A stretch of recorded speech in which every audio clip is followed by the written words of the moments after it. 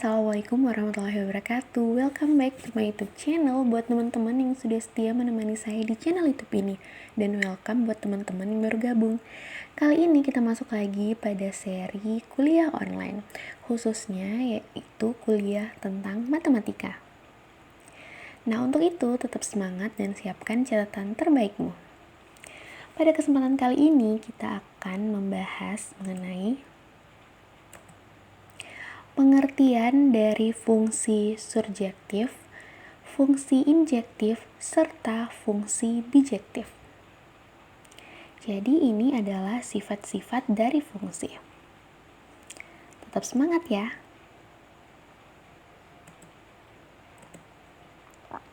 Kita mulai dari yang pertama, terkait fungsi surjektif.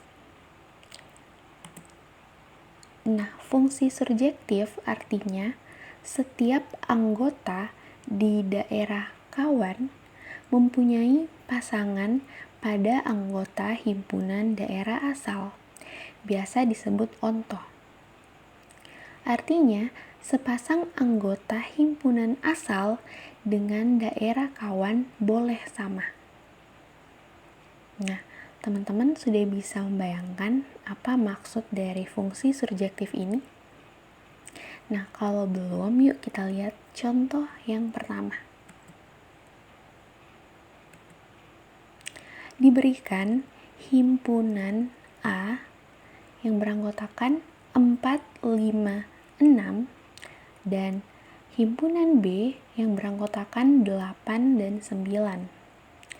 Jika fungsi A dipetakan ke B dengan pasangan terurut fungsi 4,8, 5,8, 6,9. Apakah fungsi F adalah fungsi surjektif?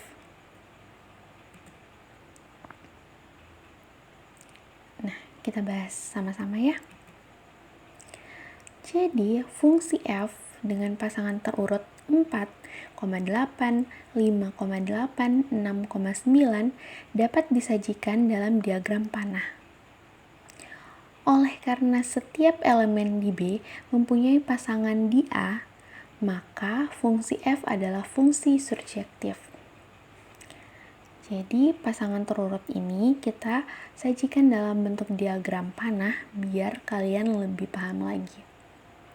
Berikut ini adalah contohnya atau ilustrasi dari diagram panah pasangan terurut. Diberikan dua buah himpunan A yang beranggotakan 4, 5, 6 dan himpunan B 8 dan 9. Kemudian kita lihat bahwa 4 dan 8, 5 dan 8, 6 dan 9. Sini teman-teman bisa lihat bahwa setiap elemen di B ini memiliki pasangan di A. Dan istilah dari setiap pasangan atau himpunan dari A dan B itu boleh sama. Di sini teman-teman bisa lihat bahwa 4 dan 5 yaitu anggota dari himpunan A sama-sama memiliki pasangan di B itu yaitu 8. Jadi boleh sama ya. Nah, untuk teman-teman bisa lebih paham terkait surjektif. Jadi intinya yaitu ketika suatu fungsi itu adalah surjektif ketika semua himpunan atau semua elemen di B atau himpunan kawan itu selalu dipilih ya. Jadi dia selalu memiliki pasangan di A. Oke. Jadi tidak pernah kosong ya. Jadi tidak pernah ada yang tidak terpilih walaupun satu. Jadi semua memiliki pasangan di A. Itu salah satu ciri khas terkait dari fungsi surjektif. Oke, untuk lebih jelasnya kita bahas lagi contoh yang berikutnya. Tetap semangat ya.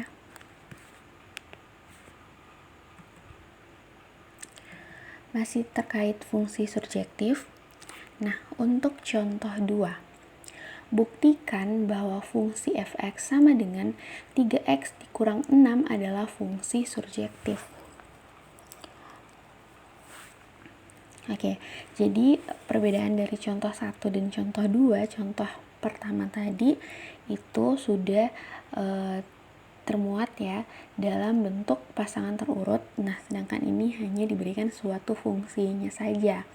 Nah, kita mau membuktikan bahwa fungsi f(x) sama dengan 3x dikurang 6 itu adalah fungsi surjektif. Oke, dimana ketika kita ingin membuktikan suatu fungsi itu adalah fungsi surjektif, maka syaratnya yang utama adalah f(x) sama dengan y. Oke, jadi f(x) tersebut sama dengan y.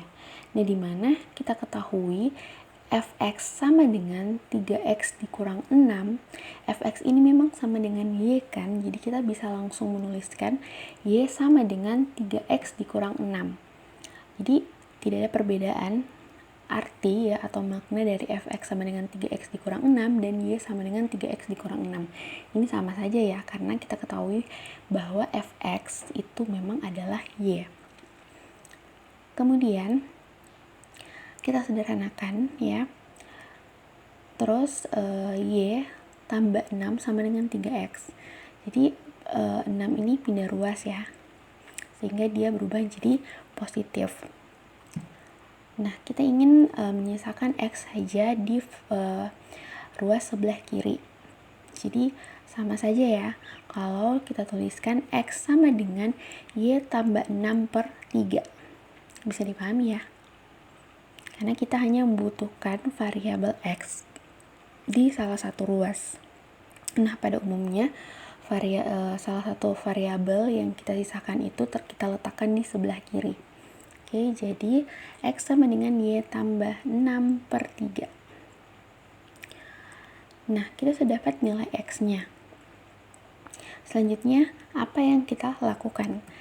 Nah, jadi karena syarat utamanya f(x) sama dengan y, kita langsung saja menuliskan f(x) sama dengan 3x dikurang 6. Ini fungsinya ya. Kita mau buktikan bahwa f(x) itu sama dengan y.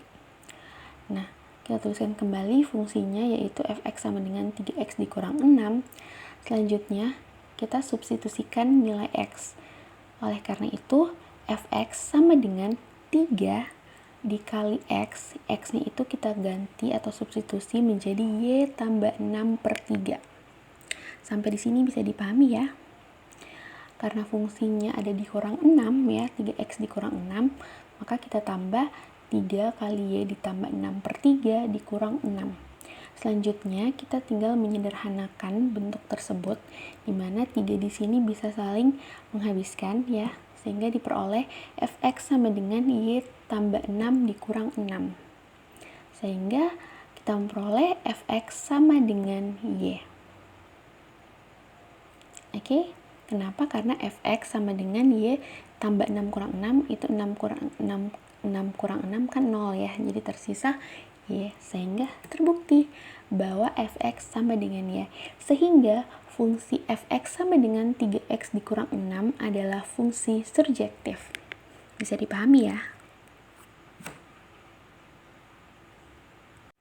Kita lanjut ke contoh yang berikutnya. Nah, di sini untuk contoh yang ketiga diberikan himpunan A yang beranggotakan 4, 5, 6 dan himpunan B 7, 8, 9. Jika fungsi A dipetakan ke B dengan pasangan terurut 4,7, 5,8, dan 6,8, maka fungsi apakah fungsi F? Nah, kita bisa buat ilustrasinya. Himpunan A beranggotakan 4, 5, dan 6, B 7, 8, 9. Nah, selanjutnya bagaimana kita bisa menyelesaikan contoh ketiga ini? Apakah fungsi dari F tersebut? Nah, Di sini kita bisa lihat bahwa fungsi f adalah fungsi into karena terdapat elemen B yang tidak mempunyai prapeta di A. Apakah betul? Nah, kita lihat sama-sama. Nah, kita lihat bahwa pasangan terurut yaitu 4,7, 5,8, dan 6,8. Nah, berdasarkan ilustrasi diagram panah, kita lihat bahwa terdapat elemen B yang tidak memiliki prapeta di A. Sehingga contoh dari fungsi ini adalah fungsi into. Mengapa? Karena terdapat elemen B yang tidak mempunyai prapeta di A. Oke, bisa dipahami ya. Kalau elemen B memiliki pasangan ya di A, itu ciri umum dari surjektif. Nah, kalau modelnya seperti ini, berarti fungsi yang contoh ketiga ini adalah termasuk contoh fungsi into. Sampai di sini bisa dipahami ya.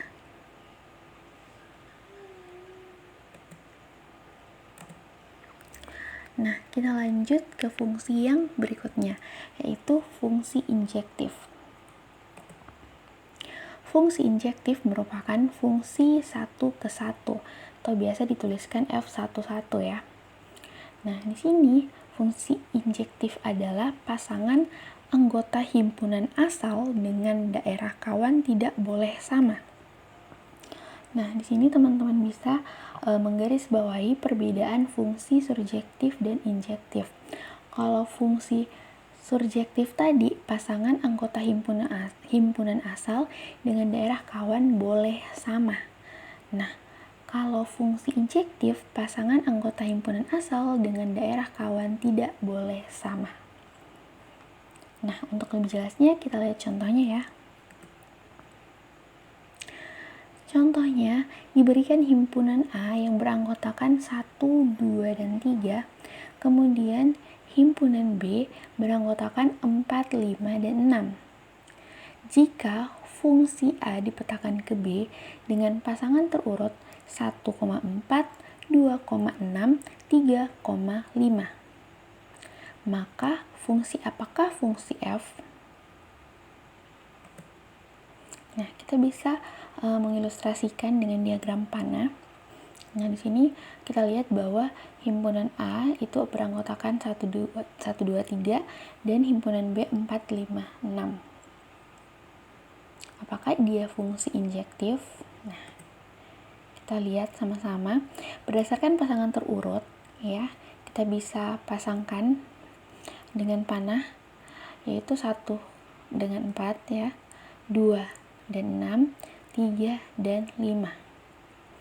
Nah, teman-teman kalau melihat sekilas di elemen B ya, di elemen himpunan B itu semuanya memiliki pasangan di A.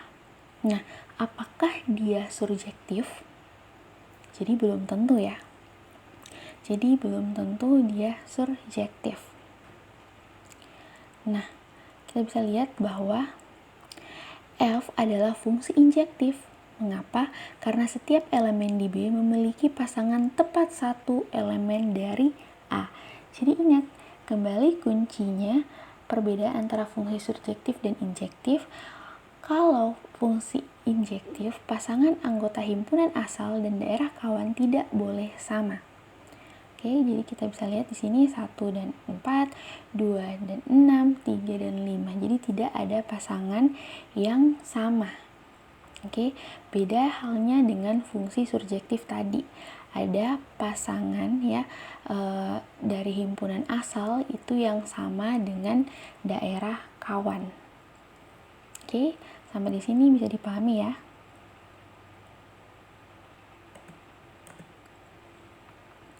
Nah, berikut ini adalah kuis untuk kalian semua. Manakah yang merupakan fungsi injektif? Yang pertama, fx sama dengan x tambah 6 untuk x elemen bilangan real, dan B, gx sama dengan x kuadrat, di mana x elemen bilangan real. Selamat mengerjakan kuisnya.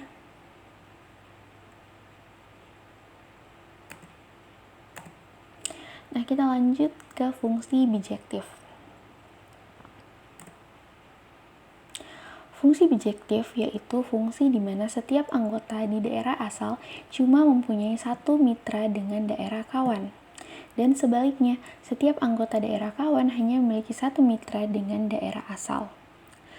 Fungsi bijektif ini juga adalah kombinasi dari fungsi surjektif dan fungsi injektif, dan sering disebut sebagai korespondensi satu ke satu. Jadi, fungsi bijektif ini mengandung dua unsur, yaitu fungsi surjektif dan fungsi injektif. Nah, kita ilustrasikan seperti ini, di mana terdapat himpunan A, ya 1, 2, 3, dan himpunan B 4, 5, dan 6. Nah, ciri pertama ya, atau ciri khusus dari fungsi bijektif ini berarti dia memuat fungsi surjektif dan memuat fungsi injektif. Contohnya seperti ini. Kita lihat bahwa A dipetakan ke B dengan pasangan terurut dan ilustrasi sebagai berikut. 1 dan 4, 2 dan 5, 3 dan 6. Nah, yang pertama, apakah fungsi ini adalah fungsi surjektif? Nah, teman-teman bisa lihat bahwa intinya bahwa di elemen B semuanya memiliki pasangan di A. Oke, betul. Nah, jadi dia memiliki ciri khas bahwa dia adalah fungsi surjektif. Nah, apakah dia fungsi injektif? Kita bisa lihat bahwa masing-masing elemen A tepat memiliki satu pasangan di elemen B atau di himpunan B, ya, tepat 1, 1. Jadi 1, 4, 2, 5, 3, 6. Tidak ada pasangan yang sama. Oleh karena itu, kita bisa indikasikan bahwa contoh himpunan A yang dipetakan dengan himpunan B ini adalah fungsi bijektif yang mengandung fungsi surjektif dan fungsi injektif. Sampai di sini bisa dipahami ya.